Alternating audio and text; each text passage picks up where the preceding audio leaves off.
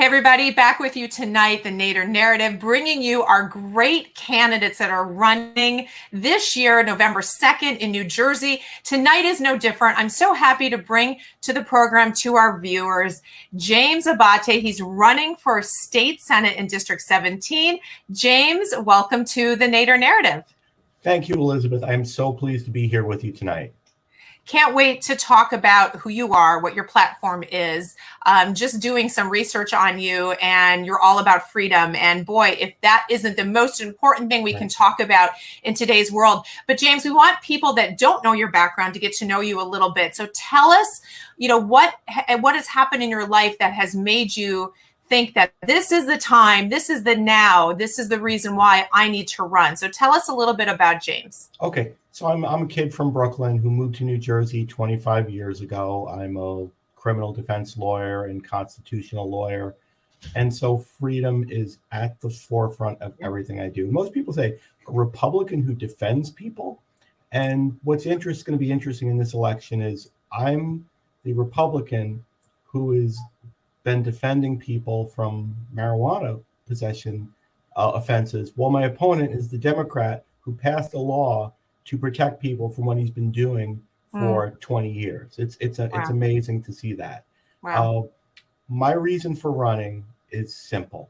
I don't like bullies. And I see the bullying that is going on from the Murphy administration. I mean, anyone who saw the Murphy administration choose the laptop class over the working class has to shake their head and look at Ian Smith and Atlas Jim. That's really the thing where I said, I have to get involved. No one is stepping up to stop this. Who's doing something about this? I have to get involved. I love it. I love it. And you come to this as a criminal defense lawyer, which in itself is such a great experience and a passion you have to make sure people have the defense they deserve by our Constitution. Right. So you're a constitutionalist. You're just speaking my language. So I'm so excited that you're running. So you just mentioned something really interesting to me, the laptop class versus the working class. Right. Talk a little bit more about that, because I've noticed a change in the Republican Party, and I really think now we are the party of the working class. What do you think? Yeah, I take a look at people who are being forced to stay at home, not go to church, while other activist groups get to go out and protest, where we've created a situation where if you're a liquor store, you're an essential business. If you're a church or an employer who has employees coming into work in a restaurant, you're not. So the laptop class gets to keep working. The working class doesn't. Right. And the mental health issues that you experience sitting home, collecting a check, doing nothing. I mean, that's something out of nightmares, dystopian nightmares. Yeah, it is. And it's had such a negative effect on our small businesses, not being able to hire people also as a result of that. Fortunately, some of that is coming to an end, but the impact and what it's done to people will linger. So when you look at the state of New Jersey, clearly you're passionate about it. I want to know from you, James, what do you love about New Jersey? What I love about New Jersey is the diversity of things that you can do, the types of people. Like I said, I grew up in Brooklyn. I grew up in a place where you walk down a block and you have white collar people, you have blue collar people, you have all different minorities and different classes living together. And that's what you get in New Jersey. I mean, people think you go, at least in the places I've lived. Yeah. And you can go from Central Jersey down to the shore, up north skiing, into New York, to Western Jersey where you have the farmlands. I mean, you in the horse country, you have so many different opportunities. It's a land of opportunity if you're looking for it. Yeah. And when you are told that you can't operate your business, I can't imagine something more problematic for our freedoms. Well, before we even were told that, it was difficult to start and own a business in this state. Let's be honest, it's not a business-friendly state. So we already had issues with the regulations and the things that this government has been doing to small business, and then they put their foot on the throat of small business through COVID. Looking back over the last 18 months, what bothered you the most about every move that Murphy made? As a constitutionalist, I have to think that your skin was crawling when you saw some of these decisions. Well, here's what I say about that, is that no person should be bound by anything but their free will. And I got that from a guy I met this summer. His name's Eddie the Cop. That's how he was introduced to me. And he said, That's great. He said, no person should be bound by anything but their free will. Yeah. I believe that fervently. I believe that vaccines are something which are important. I believe I'm vaccinated. My family is.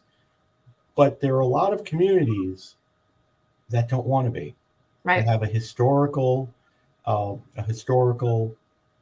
distrust of these vaccines. Right. Predominantly in the African American communities. Yeah. When I went to the Middlesex County Fair this year, I saw many African American families who were completely masked because they are not going to get the vaccine. Now, whether I agree with their decisions or not, it's their decisions. Amen. And they should be free to make those decisions, not have the government tell them what to do. Right. Right. So as we see this evolving, and of course, we see what Joe Biden did Thursday night in terms of his demand that all companies with 100 or more employees require this vaccination. If we start to play this out, James, and what you say is absolutely true, there are pockets in our communities who will always have low vaccination numbers. They have a natural distrust of the government or just have their own reasons. We don't even need to say why. It is a choice. Or should be. So as we see this play out, how are we not stepping into major civil rights violations, discrimination, and really telling people who choose not to do this, you cannot participate in society? When did medical choices forbid someone from having social freedom? Well, we start with, we have to make these decisions based on science, not on politics. And if it does come down to politics, we're dealing with a leadership that still hasn't answered what happened to 7,000 seniors and veterans that their good decision-making cost their lives. That's right. And the Republicans in the Senate have tried to investigate this, and they've been stopped by the Democrats, in particular by my opponent. Yep, absolutely. And these are the same Democrats who willingly gave Murphy practically kingdom, right? You can do anything you want. And now we're seeing the negative results of that. How impressed are you? It's too bad it had to come to this point, but with the parents showing up at Board of Education, I mean, we are seeing quite an awakening of parents throughout this state. I especially think the Board of Education issues with the mask is starting to change the narrative out there. Have you been watching that? And what has that sort of been looking like in District 17? Well, I'll tell you that a lot of people I speak to say Phil Murphy is not my co-parent. They don't want him making decisions on whether their children mask. They don't like this new education curriculum, which is introducing inappropriate subject matter at an inappropriate age. I value all sorts of diversity, and there's to be no discrimination. But how parents introduce sensitive topics of sexuality should be made by the parents and not by the school, starting in early years of education. I also know that many parents are opposed to having everyone think that they are part of some victim group. And they want their children to get an education, not be indoctrinated. Right. Right. Indoctrination is certainly the right word for it. When you look at the Constitution, where does it say the government belongs at our kitchen table? And that's really what's happened, hasn't it? I mean, the government's come through our front door and said, we're going to sit with you at your kitchen table and tell you how to educate your children. Right. When did that line become blurry? And you know what, James, sometimes it feels like even the courts aren't on our side. As a lawyer, as a constitutionalist, do you think we'll see wins in the future from a standpoint of some of these court cases to defend our rights as Americans? Or are we in a situation where we will continue to see further erosion? I think the only way that we're going to see wins in the court cases is for people to get involved in the process and for people to protest against these things. Yeah. And for people to, and I think it's becoming a wide variety of people who are coming to say this is not right. Right. As I said, it's people from African American communities, it's people from working class communities, people who are in the laptop class. They've got it great right now. Myself, I've got it great. My business is going very well. My employees come to work every day, or work from home if they have to, and they continue to do so. But if you work for a living, you're not getting your needs met by this government. And that is a huge swath of people in this state. It's really what Jersey is supposed to be about. You talked about diversity early on, but what we're looking at from Trenton is in no way diverse. And not only that, but we have really only one functioning arm of government. Do you remember when Murphy went on Tucker Carlson and said that the Bill of Rights was above his pay grade? Yeah, and that's frightening. It's absolutely frightening. Yes. You have the person who is there to protect your constitutional rights tell you that he doesn't know anything about it. And it's obviously, and that's a bullying tactic. That's when you we have to come to these discussions thinking that we're going to learn something from the other side. I don't favor discussions where we're going to win. We're going to have this conversation and you're going to agree with me. Now let's just figure out how we make that happen. How are you going to surrender to me? That's not what we do. And coming in and telling people, basically, I don't give a damn about your constitutional rights because of this pandemic. This is the time when the Constitution is most important. Oh, that is so true. This is the time when the Constitution is most important. Murphy clearly doesn't agree with you, nor does Joe Biden. So we're getting pressure both from the state and the federal side of it. So when you look at your district, now just for those listening who may not be familiar with District 17, we're talking about Franklin Township, North Brunswick, New Brunswick, Milltown, and Piscataway. Did I get all of them? Yeah, you said Franklin, right? Yes. Okay, yeah. So that's what District 17 looks like for you. Obviously, you've already been door knocking, I'm sure, talking to a lot of people, having events. What are you hearing from your constituents, your future constituents? What are they saying to you are their top issues? What they're saying to me is there is a real fear what is happening from the defunding of the police. And people in the Murphy administration, the Democratic Party, will tell you they're not defunding the police. Oh, they are. Right. They're doing it quietly, and they're making New Jersey an unsafe place. We see what's happening in New York. It is coming to New Jersey. The first through the bail reform measures, which were put through shortly ago, where criminals are being let back out onto the street with no bail required. And you would think a criminal defense attorney would that's. I have a family too. I have a strong desire for judges to make decisions and to also prevent the government from holding people just because their crimes are serious. You may have a crime where you're not permitted to get bail. The DWI laws have been lessened to the point where on a first offense DWI, you're no longer suspended. Police are now told that they cannot contact the parents for certain drug possession offenses by underage residents because Phil Murphy is your co-parent, they're afraid to have your parents involved. And finally, you have a moratorium on police sanctioning young teens who are not behaving appropriately and roving in gangs. There were several shore towns that ended up closing the boardwalk at dusk because they did not have the ability for police to control young people anymore.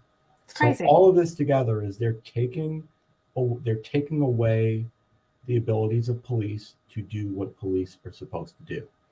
No one says that what happened in some police brutality cases that happened in other states was right. Right. But we train our police very well.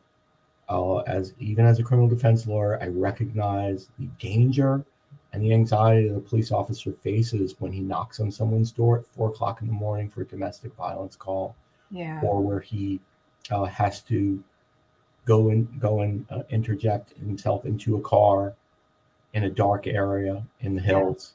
So I recognize how difficult their job is. I think most people do.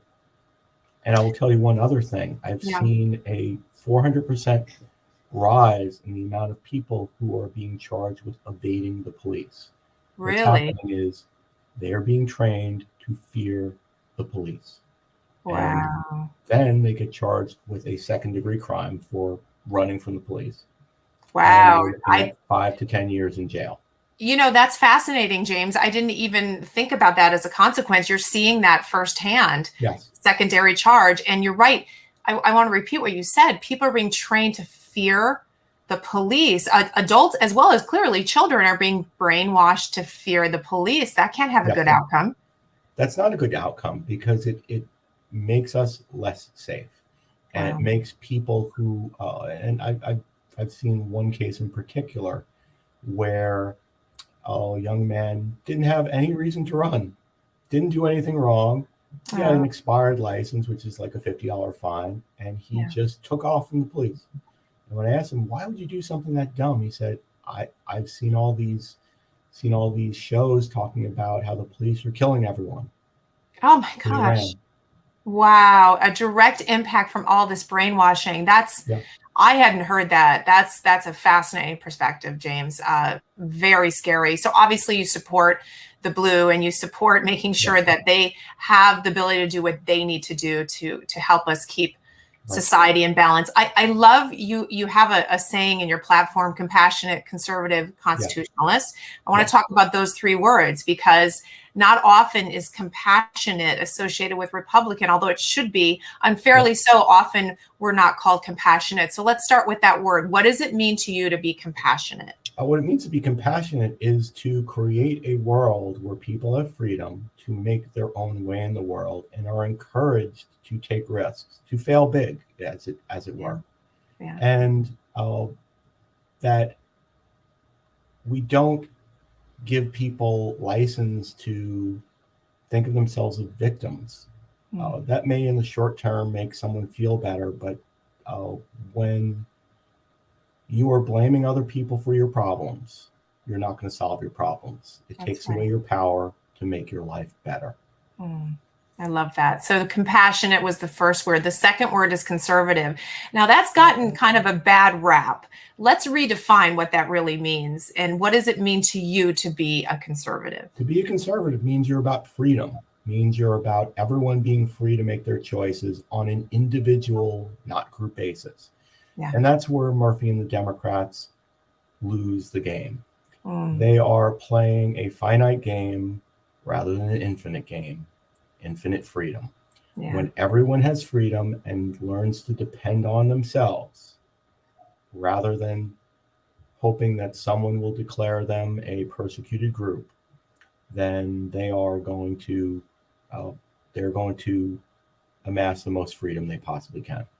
Giving people the freedom to make out of their life what they will and what they can, as opposed to telling them that they're not worthy of it or that they should sit down and expect handouts. Ronald Reagan said that America is about equal opportunity, not equal outcomes. Yeah, and that's what the Democrats are trying to achieve now, is equal outcomes. Right. And that's something which unfortunately, you're never going to have equal outcomes. You're going to have equal opportunity.